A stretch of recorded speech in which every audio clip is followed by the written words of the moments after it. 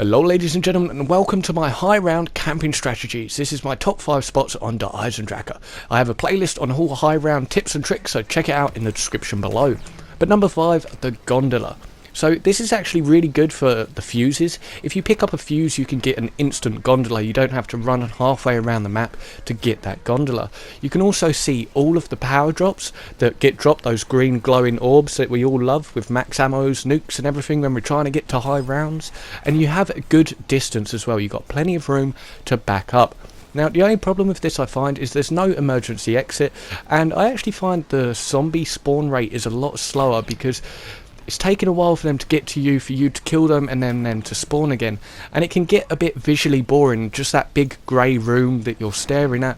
But you can mix it up a bit and jump in the gondola when you do summon it, have a bit of fun in there for a while.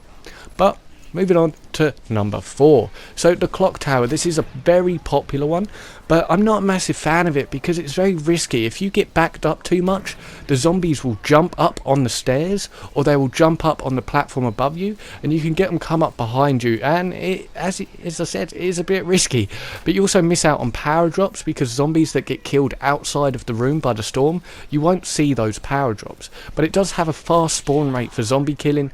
It does have that emergency exit. You still have to fight your way out, and the storm will kill every zombie that is in that room, which is pretty good even if it's on the opposite side.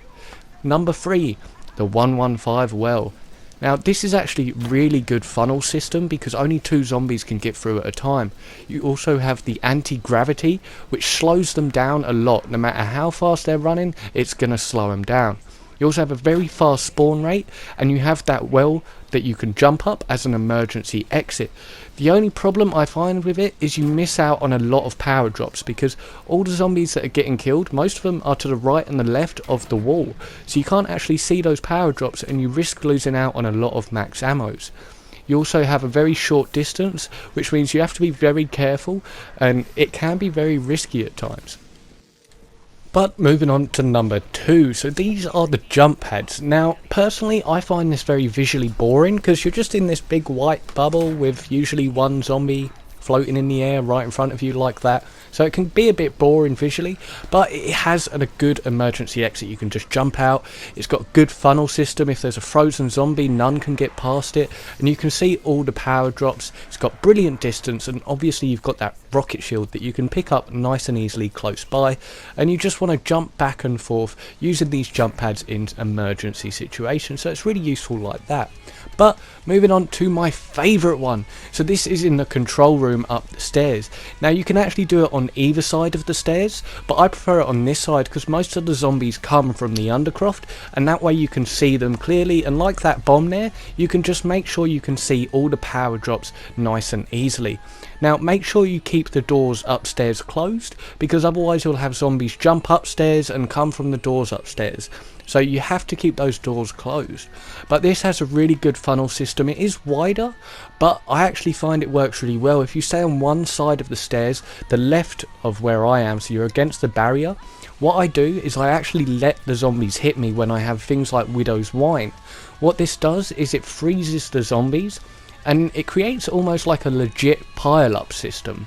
So what happens is they freeze and the zombies come up behind them and get stuck behind them, and you can let them pile up for a little while and then shoot your bow to actually maximise the amount of kills you're getting with minimum ammo. So it works really well. Plus you've also got that rocket shield, which is handy as well. With the power drops, the tricky thing with this is you do have to stand halfway down the stairs roughly, because if you're on the top of the platform like I am now, you can't actually see the power drops that spawn under the platform. So make sure you stand about halfway up the stairs or so. That's what I find useful. Obviously it's got that emergency exit as well, and I just find this so much fun, guys. You've got the disco ball, you can muck around as much as you want, you can just fire a bow, look around the room, like it is so easy, this spot. But yeah, other than that, I hope you liked my video, guys. Sorry about the second upload, but Share Factory decided to cut my voice out. So like the video, subscribe, and have an awesome day.